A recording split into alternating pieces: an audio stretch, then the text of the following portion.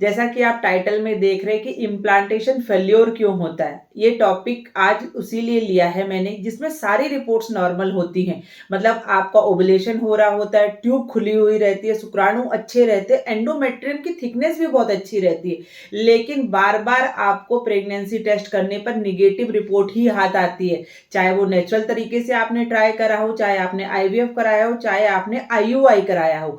तो आज एक रियल केस स्टोरी जो मैं केस स्टडी है उसके माध्यम से आपको बताने वाली हूँ कि किस तरह से इम्प्लांटेशन हम सक्सेसफुल कर सकते हैं आयुर्वेदा की मदद से। नमस्कार, मैं डॉक्टर ज्योति आयुर्वेदा चैनल पे आपका स्वागत करती हूँ। इस चैनल पे मेल और फीमेल इनफर्टिलिटी की बातें करते हैं। इस चैनल पे हम बताते हैं गर्भ संस्कार, योगा, दिनचर्या, पंचकर्मा, घरेलू उपाय, ऐसी जो भी चीजें आपको मातृत्व सुख दिला सके वो भी नेचुरली। तो चैनल आपके लिए उपयोगी सिद्ध हो सकता है, तो चैनल को प्लीज सब्सक्राइब करिए। वीडियो अच्छा लगे तो लाइक एंड शेयर करना जरूर आपको जरूरी है। देखिए, वीडियो हम स्टार्ट करेंगे। सबसे पहले केस स्टडी बताती हूँ आपको। ये जो केस है, अभी उनकी बच्ची तो शायद 2 साल की हो चुकी है, लेकिन ये केस मैं आपको बता रही हूँ।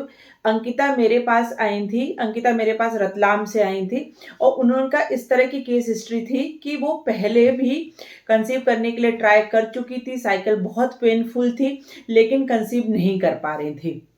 तो जब वो मेरे पास आए तो मैंने उनको दवाइयाँ दी और कुछ 2 साइकिल उत्तर बस्ती की करी थी और उसके बाद वो रतलाम फिर वापस चले गए और समहाउ उनका ट्रांसफर रतलाम से भोपाल हो गया और मेरा और उनका कनेक्शन टूट गया। इस बीच उन्होंने क्या क्या गेन करा कि उनके जो पीरियड्स थे वो रेगुलर हो गए थे, साइकिल बिल्कुल पेन नहीं हो रहा था, सारी चीजें ठीक चल रही थी। लेकिन भोपाल जाने की वजह से वो हमारे पास नहीं आ पाए और उन्होंने एक आईवीएफ करा लिया। एक आईवीएफ कराने के बाद उनको ऐसा लगा कि कोई बात नहीं, एक आईवीएफ अधिकतर सभी के फेल्योर हो जाते हैं और उसके बाद वो फिर से शांत होके बैठ गए।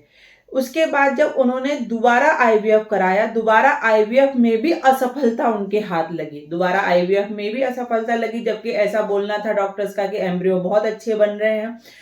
लेकिन तब जो था वो अंकिता को तब आयुर्वेदा की याद आई। उन्हें लगा कि एक बार आयुर्वेदा से उनको बहुत सारा बेनिफिट मिल चुका है, तो क्यों ना दोबारा आयुर्वेदा के पास ही जाना चले।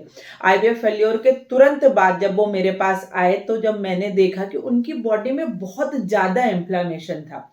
मतलब उनका जो एएमएस था वो 1.2 था, टेस्टोस्टेरोन काफी हाई था, एडिनोमाइसिस हो रखा था, उसके साथ साथ एंडोमेट्रियम बहुत अच्छी बनी हुई थी, 8.4 की एंडोमेट्रियम थी, डी डाइमर रेज्ड था, एएनए भी बढ़ा हुआ था और सीआरपी भी बढ़ा हुआ था। मतलब इन्फ्लेमेशन मार्कर सारे रेज्ड थे। जब वो मेरे पास आए तो सबसे पहले मैंने उनका पंचकर्मा करा, वो वमन चिकित्सा। वमन चिकित्सा मैंने इसलिए की क्योंकि जो अंकिता की प्रकृति है वो पित्त प्रधान प्रकृति थी। पित्त प्रधानता की वजह से उनके शरीर में उष्णता ज्यादा रहती थी, रक्त दूषित था। तो वमन से मुझे क्वालिटी ऑफ एग इनहेंसी, जो एग से पित्त था वो निकल गया, कफ प्रधानता थी वो हट गई, एसिडिटी भी पूरी शांत हो गई। और उसके बाद मैंने उनको सिर्फ 1 महीने की दवाइयां देके, ये बात है जनवरी में मैंने उनका वमन करा।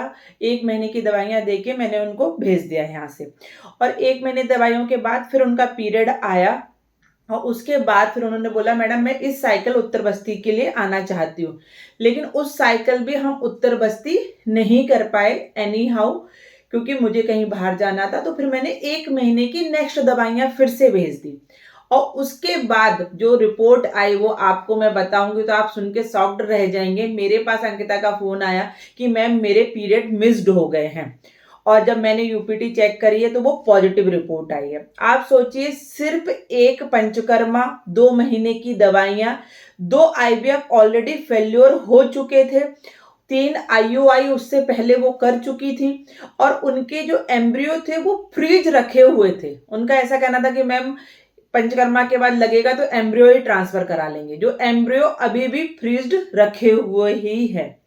और उसके बाद उनकी जो प्रेगनेंसी जर्नी थी वो इतनी स्मूथ रही। 9 महीने हेल्दी एक डॉटर को उन्होंने जन्म दिया, जो डॉटर अभी 2 साल की हो चुकी है। अंकिता का टेस्टिमोनियल वीडियो भी मेरे चैनल पे आपको मिल जाएगा। अभी यहाँ पे हुआ क्या था? यहाँ पे हुआ ये था कि पित्त प्रधानता की वजह से, बॉडी में इन्फ्लेमेशन की वजह से जो आपकी गर्भाशय था और अंकिता का जो टॉर्च टेस्ट था वो भी माइल्ड पॉजिटिव था, मतलब इन्फ्लेमेशन था, पुराने इन्फेक्शंस थे और एडिनोमाइसिस की ऑलरेडी हिस्ट्री भी थी। तो आयुर्वेद ने उनके गर्भाशय की शुद्धि करी, उनकी एग की क्वालिटी अच्छी करी। एंडोमेट्रियस की वजह से अगर ट्यूब में कहीं कोई छोटा-मोटा ब्लॉकेज होगा तो वो भी वमन से रिलीज हुआ और इस तरह सारी चीज़ें होने के बाद जो नेचुरल कंसेप्शन हुआ और जो सूजन थी गर्भाशय में वो पूरी तरह निकल चुकी थी। तो अगर आपको ऐसा लगता है कि सिर्फ दवाइयाँ खाने से इम्प्लांटेशन हो जाएगा, तो ऐसा बिल्कुल भी नहीं है। आयुर्वेद मानता है कि आप कितनी भी दवाइयाँ डाल लें, अगर आपकी मिट्टी उपजाऊ नहीं है, तो वहाँ पे पौधे ग्रो नहीं करते हैं, वहाँ पे कितनी भी अच्छी क्वालिटी का आप बीज डाल लो। तो अच्छे इम्प्लांटेशन के लिए आपको आपके गर्भाशय को अच्छा करना है। गर्भाशय को अच्छा करने के लिए सबसे पहले सर्वांग शोधन, चाहे वो वमन विरेचन की फॉर्म में हो, चाहे वो बस्ती की फॉर्म में। उसके बाद उत्तर बस्ती की 2 से 3 सिटिंग भी ले सकते हैं आप।